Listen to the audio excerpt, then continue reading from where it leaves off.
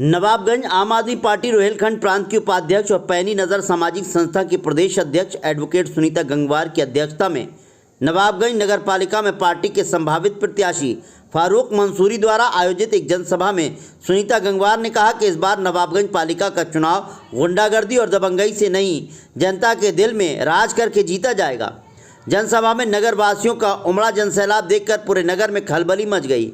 ऐसा लग रहा था इस बार नगर पालिका में झाड़ू चलेगी।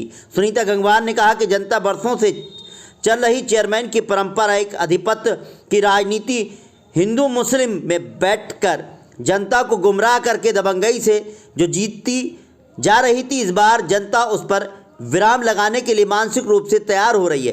सुनीता गंगवार ने कहा, आम आदमी पार्टी आपको जो दे सकती है वो देश का कि कोई भी पार्टी आपको नहीं दे सकती। इसका उदाहरण दिल्ली और पंजाब प्रदेश में देख चुके हैं।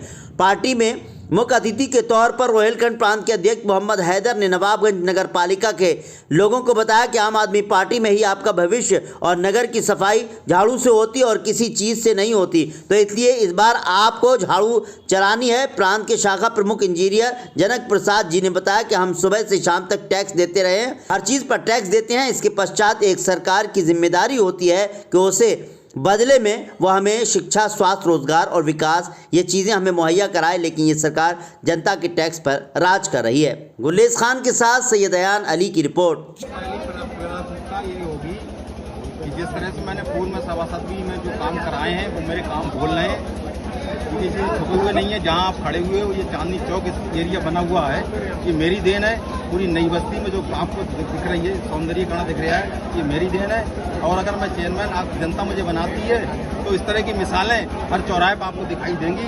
ये नवाबगंज खूबसूरती से जाना जाएगा।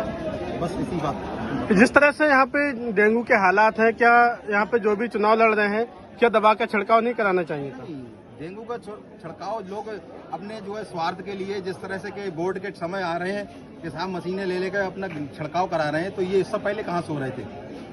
अब ये काम प्रशासन का है, प्रशासन कर रहा है। हम लोग मिले थे, ज्ञापन दिया उस दिन, और उस दिन एसडीएम ने ऑन स्पॉट भेजा भी, मुझे भी अवगत कराया। तुरंत उसने हरमन सिंह कर्मचारी, आप पूछिए उससे, उनने मुझे फोन करा। फोन करने के बाद मैं आया, मैंने दिखाया, उन्होंने तुरंत समस्या का समाधान करा। फिर इसके नाले की मैंने समस्या एसडीएम साहब से रखी है कि इसकी जो जेसीबी लगाए खुदाई कराई जाए, तभी ये समस्या हल होगी। इससे पहले कोई अब समस्या नहीं होगी। तो क्या लगता है जनता का इस बार आपको प्यार मिलेगा?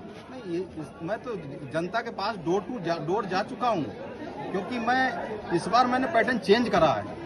मैंने इस बार जो है सुबह को निकलता हूँ 7 बजे, जब ठीक घर पे जाता हूँ उन्हीं के चाय पीता हूँ और उनसे ये पूछता हूँ, बताइए क्या हालात है। तो लोगों ने यही बोला कि भाई ये हिंदू मुस्लिम की राजनीति अब खत्म करनी है हमें, तो हमें इससे उठकर अपना विकास देखना है। और विकास के रूप में हम विकल्प के रूप में तुम्हें देख रहे हैं। अब जो पूर्व में चेयरमैन रहे हैं, उनका कार्यकाल लोगों ने देखा किस तरह से उन्होंने भ्रष्टाचार किया है, किसी से छुपा हुआ नहीं है, और किस तरह से कृत्य किए हैं जो किसी से ढके हुए नहीं है, वो उजागर हैं। और गली गली ये जो लोग विरोध कर रहे हैं, उसका बेनिफिट मुझे मिल रहा है। और लोगों ने मन बना लिया कि इस बार जो है फारूक को चेयरमैन बनाकर रहेंगे। बस एक बात। बिल्कुल, समाज सेवी आगे आने चाहिए। समाज सेवी किस आधार पे ये निधि कौन देगा? क्या आप लोग देंगे या यहाँ के जनप्रतिनिधि अगर निधि दे, खुद काम ना करे, तो हम यहाँ पर पूरा छिड़काव करा के यहाँ पे डेंगू को जितना कम किया जा सकता है कम करने की कोशिश करेंगे। और दूसरी चीज मैं बता दूं कि इस संबंध में संस्था ज्ञापन दे चुकी है, एसडीएम साहब को दे चुके हैं। फारूक भाई भी मेरे साथ गए थे, आप लोगों ने अखबार में देखा भी होगा। और एसडीएम साहब ने पूरा आश्वासन दिया है, उन्होंने वो जगह चिन्हित करने का आदेश दिया है। चिन्हित करो, जहाँ जहाँ पर गंदगी है, पानी रुका हुआ है, वहाँ पर पूरा छिड़काव किया जाएगा और इस डेंगू को कम किया जाएगा। नगर की जनता के लिए भविष्य में क्या योजनाएं हैं आपके लिए? ये भविष्य में योजनाएं आपको आगे बताई जाएंगी और आप जैसे आप दिल्ली में काम देख रहे हैं उसी तरह के काम यहाँ पर भी किए जाएंगे। और हमारे जो शीर्ष पदाधिकारी यहाँ के जोन के अध्यक्ष हैं, उन्होंने आपको इसकी योजनाएं बताई हैं मंच पर, आप इसके बारे में उनसे भी पूछ सकते हैं। परिवर्तन चाहती है जो वर्तमान चेयरमैन और जो इसके पूर्व चेयरमैन रहे हैं। अब जनता इतनी ऊब चुकी है उनसे, उनकी राजनीति से, उनकी गंदी राजनीति से। और नवाबगंज जो पालिका है वो भ्रष्टाचार का एक बहुत बड़ा केंद्र बन चुकी है। यानी कि यहाँ पर जितना भी पालिका का पैसा आता है वो सब कुछ चेयरमैन सीट रेट चढ़ जाता है, जनता के हित में कोई काम नहीं होता है। आप देख सकते हैं नवाबगंज नगर पालिका की क्या स्थिति है। इसलिए आम आदमी पार्टी अपने एक ऐसे प्रत्याशी को उतार रही है जिनको कि समाज सेवा के ही रूप में जाना जाता है, फारूक की पुलिया के नाम से। यानी इन्होंने एक पुलिया बनवाई थी और मैं भी 2 पुलिया बनवा चुकी हूँ। अजीब संयोग है ये कि पुलिया बनाने वाले को ही चुना है और जनता भी अब उन्हें चुनेगी।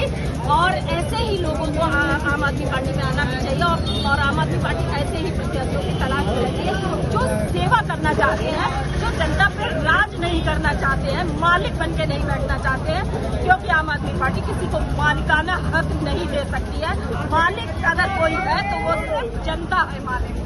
और यहाँ पर इस नगर पालिका में गुंडागर्दी से चुनाव जीता गया है, दबंगई से चुनाव जीता गया है, ताकत के बल पे जबरिया वोट डलवाए जाते हैं, बूथों पे कब्जा किया जाता है।